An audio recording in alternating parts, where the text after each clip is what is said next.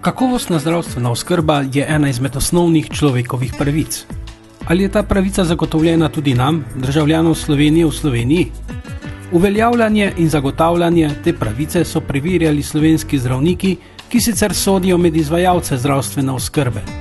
Izdelana je bila mednarodno primerljiva študija, ki je bila predstavljena na letošnjem strokovnem srečanju družinskih zdravnikov v Ljubljani. Izdelali smo mednarodni veljaven vprašalnik oziroma instrument za ocenjevanje kakovosti skupaj z 9 drugimi državami, kjer smo s pomočjo tega inštrumenta, ki je se izkazal za veljavnega, zanesljivega in izvedljivega, ter da lahko razločuje med kakovostjo vodenja ambulant tako v posamezni državi kot tudi med državami, da lahko izmerimo kakovost vodenja ambulant v Sloveniji in seveda s pomočjo tega inštrumenta smo potem lahko tudi naredili primerjave, kakšno je vodenje ambulant v sami naši državi in ga primerjali z evropskim vzorcem.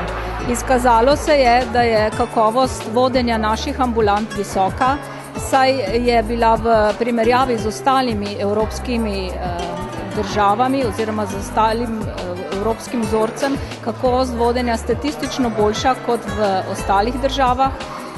Predvsem so bila tu proučevana različna področja vodenja kakovosti, tako infrastruktura, področje osebja, področje kakovosti in varnosti, področje vodenja informacij. Na področju kakovosti in varnosti, področju osebja, področju financ se je izkazalo, da smo statistično boljši kot evropski vzorec. Na ostalih dveh področjih pa smo tudi dobili boljše ocene, čeprav statistično boljših rezultatov nismo uspeli dokazati.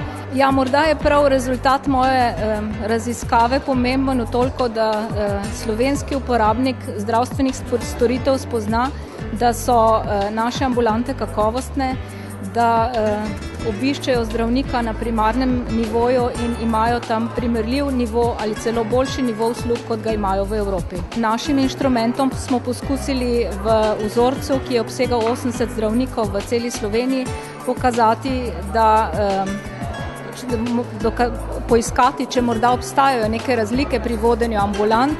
Kot edina pomembna statistična razlika se je pokazalo prav to razlika med javnim zdravstvom oziroma zdravniki v zdravstvenih domovih in zdravniki koncesionarji, ki so bili tudi udeleženi v raziskavi.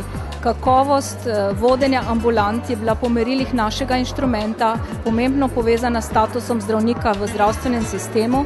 Izkazalo se je, da so imeli zdravniki iz zdravstvenih domov boljše vodenje ambulant. Seveda je treba to preveriti na večjem vzorcu. Primer je dano je orodje in možnost, da se lahko taka zgledovanja izvedejo, da se potem tudi izboljšuje kakovost našega vodenja. Zanimalo nas je, če bodo lahko to raziskavo uporabili pri nadaljnjem ocenjevanju kakovosti. Predvsem bi to lahko uporabili v zdravniški zbornici kot ocenjevanje pri strokovnem nadzoru s svetovanjem, oziroma tak inštrument bi lahko uporabili na nivoju Združenja zdravnikov družinske medicine, da bi se lahko zgledovali med sabo in primerjali kakovost. Obstaja tudi možnost, ki je bila razvita iz tega inštrumenta, računalniško orodje Visotool, ki omogoča hitro in praktično rešitev, takojšnje zgledovanje že takoj na dan ocenjevanja in s prijaznim vnosom podatkov in prikazom rezultatov na isti dan.